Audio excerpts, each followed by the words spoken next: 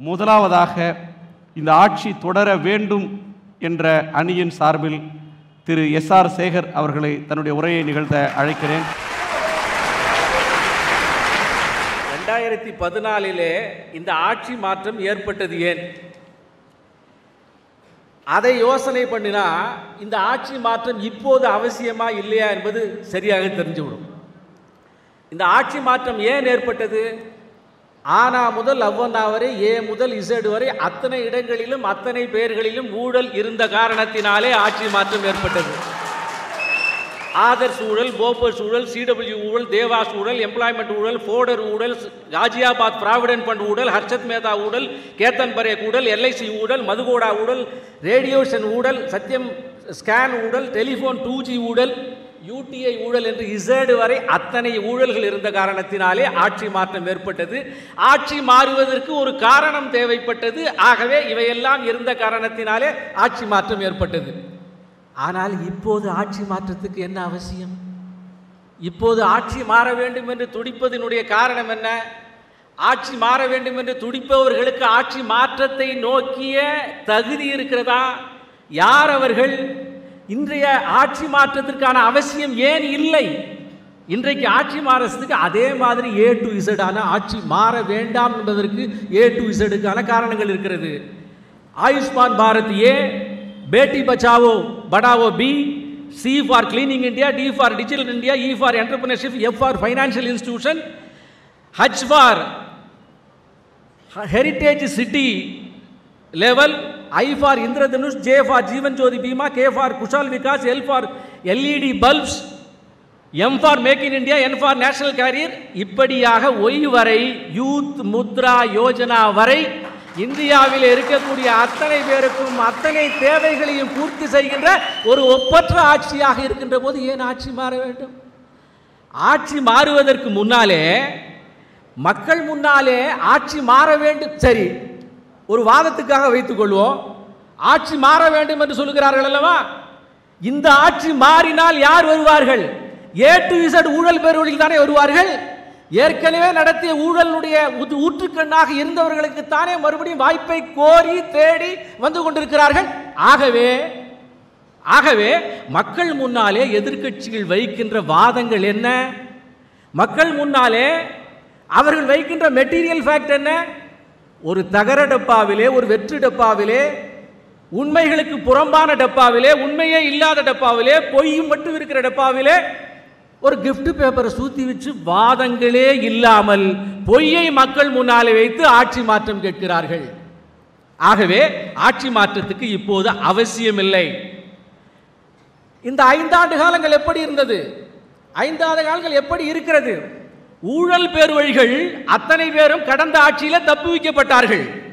போஃபோர்ஸினுடைய குத்ரோச்சி இந்தியாவிலே இருந்தார், இங்கிருந்து தப்பித்து போனார், இங்கிலாந்திலே இருந்தார். அவர் மீது இன்டர்நேஷனல் ரெட் அலர்ட் வைக்கப்பட்டது. போலீஸ் அவர் மீது வாரண்ட் இருந்தது. அவர் இந்த போஃபோர்ஸிலே சம்பாதித்த பணத்தை இங்கிலாந்து வங்கியிலே வைத்து அது சீஸ் பண்ணப்பட்டு ஃப்ரீஸ் பண்ணப்பட்டது. ஆனால் இவையெல்லாம் விடுவிக்கப்பட்டது. இன்டர்நேஷனல் ரெட் அலர்ட் விடுவிக்கப்பட்டது. இந்த அரசாங்கத்தில் இருந்த சிபிஐனுடைய ஆபீசர்கள் இங்கிலாந்துக்கு போய் அவரை விடுவித்தார்கள், பணத்தை விடுவித்தார்கள், ஃப்ரீயா போயிட்டாரு. சென்ற ஆட்சியில் இப்படி தப்பு செய்தவர்கள் எல்லாம் தப்பு வைக்கப்பட்டார்கள். அதே இங்கிலாந்தில் தான் இன்னைக்கு மல்லையாவினுடைய மூலமாக கோர்ட்டிலே தீர்ப்பு பெற்று நாடு கடத்துவதற்காக இந்த அரசாங்கம் செய்திருக்கிறது. ஒரே நாடு தான், 2 அரசாங்கம். மாற்று விஷயத்தை புரிந்து கொள்ள வேண்டும், மாற்று மனதை புரிந்து கொள்ள வேண்டும், மாற்று செயல்பாடுகளை புரிந்து கொள்ள வேண்டும். 1984 வருஷம் நீரவ் மோடிக்கு என்னாச்சு? நீரவ் மோடி வந்து கொண்டு இருக்கிறார். நீரவ் மோடிக்கு என்ன ஆச்சு? நீரவ் மோடியை யார் தப்பித்தார்கள்? நீரவ் மோடி யாரை கண்டு பயந்து ஓடினார்? யாரை கண்டு பயந்து ஓடுவார்கள்? திருடனை பார்த்து போலீஸ்காரன் ஓடுவானா? போலீஸ்காரனை பார்த்து திருடன் ஓடுவானா? 1971 பங்களாதேஷுடைய யுத்தத்தில் இந்திரா காந்தி ஒரு பெரிய வெற்றி பெற்றால் கூட நமக்கு தொடர்ந்து இடைஞ்சலாக இருக்கக்கூடிய காஷ்மீருடைய பகுதியை நீ எனக்கு தந்திருக்க வேண்டும் என்று அப்போது சொல்லியிருந்தால் இன்றைக்கு காஷ்மீரே வந்திருக்காது. அதையெல்லாம் அப்போது தவிர்த்தார்கள், தவிக்க விட்டார்கள், மறந்து போனார்கள். அதற்கு பின்னாலே கார்கில் யுத்தத்திலே முதல் முறையாக நாம் ஏராளமான சோழர்களை இழந்தோம், ஆனாலும் வெற்றி பெற்றோம். இந்தியாவுடைய சரித்திரத்திலே முதல் முறையாக 60-70 ஆண்டுகளுக்கு பின்னாலே முதல் முறையாக இந்தியாவிலே நீங்கள் பயங்கரவாதத்தை செய்தாலோ வேறு தாக்குதல் நடத்தினாலோ நீ சும்மா திரும்பி போய்விட முடியாது என்ற ஒப்பற்ற ரிட்டாலியேஷனை கொடுத்தது மோடியினுடைய அரசாங்கம். 2008 மும்பையில் மிகப்பெரிய கலவரம், 10 பேர் உள்ளவன் தான், 174 பேர் சுட்டு தள்ளுனா. அஜ்மல் கசாப் அப்படி சுட்டு தள்ளிய அந்த 174 பேருக்கு பதிலடி கொடுக்க வேண்டும் என்று ராணுவம் துடித்த போது அடக்கினார்கள். அதை ஒன்றுமே செய்யல.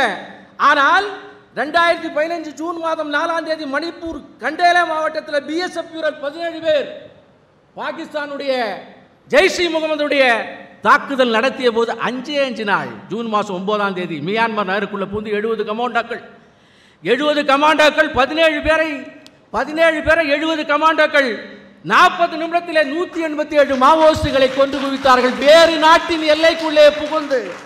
அதே மாதிரி 2016 செப்டம்பர் மாதம் 18 ஜம்மு காஷ்மீரிலே யூரியிலே இதே மாதிரி கமாண்டோக்கள் அவர்கள் புகுந்து நம்மை தாக்கி 17 வீரர்களை பதிலாக்கிய போது அதுலேயும் 8 நாள். அந்த 8 நாளில் மறுபடியும் புகுந்து அங்கே 38 தீவிரவாதிகளை நம்முடைய அரசாங்கம் உள்ளே புகுந்து சர்ஜிக்கல் ஸ்ட்ரைக் செய்தது.